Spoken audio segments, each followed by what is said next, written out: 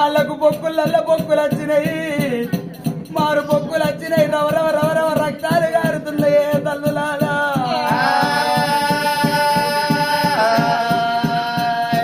నరులానా నెరురో నరుడిగా కాపోతురా, దేవతల్లా నెరురో దేవునిగా కాపోతురా. రామా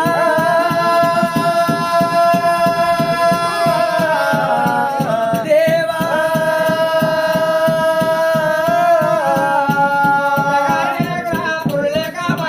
బంగారే నగరో పురుడు లేక బయరా,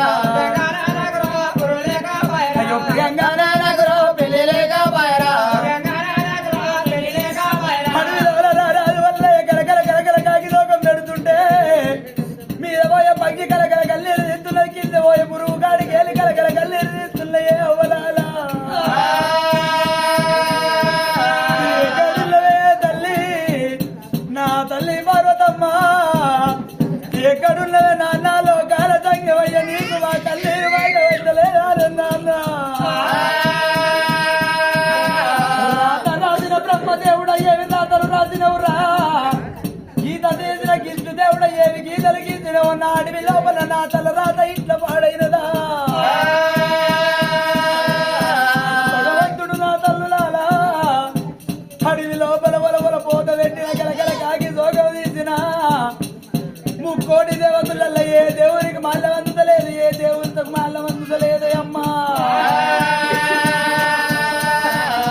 అప్పుడు రారాజు మల్లయ్య ఎవరు తలిసిన ఏ మాల్యం అందకపోయేసరికి నా అక్కడ నేను గారే నా అక్కడ నా అక్కడ నేను గారే నా అక్కడ నువ్వు ఎక్కడ ఉన్నవమ్మా నా అక్కడ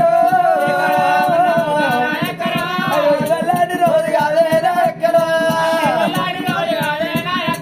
నాకు అగుళ్ళు పోగుళ్ళు అయితున్నదే అందువాల పడివిలో నా అక్కడ ఎవరు దూరని చిట్టడివి లోపల అక్కయ్యా, కాకులు దూరని కారడివి లోపల నేను ఒంటిగా అయిపోయినా అడుగు తీసి అడుగేద్దామంటే నా తరం అయితలేదే అక్కయ్యా.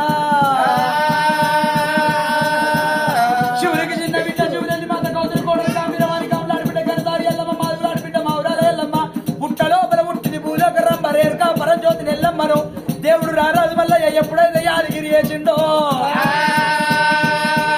అయ్యో నా తమ్ముడికి ఏమి బాధలు వచ్చినో, నా తమ్ముడికి ఏమి సేవలు వచ్చినా అని రేరుకా పరంజ్యోతి ఎల్లమ్మకు మదిలంటే సుతులే వెళ్తుంది, సుతులంటే మదిలే వెళ్తుంది, తమ్ముడు ఆని ఎరకని ఏడున్నరా అన్నది.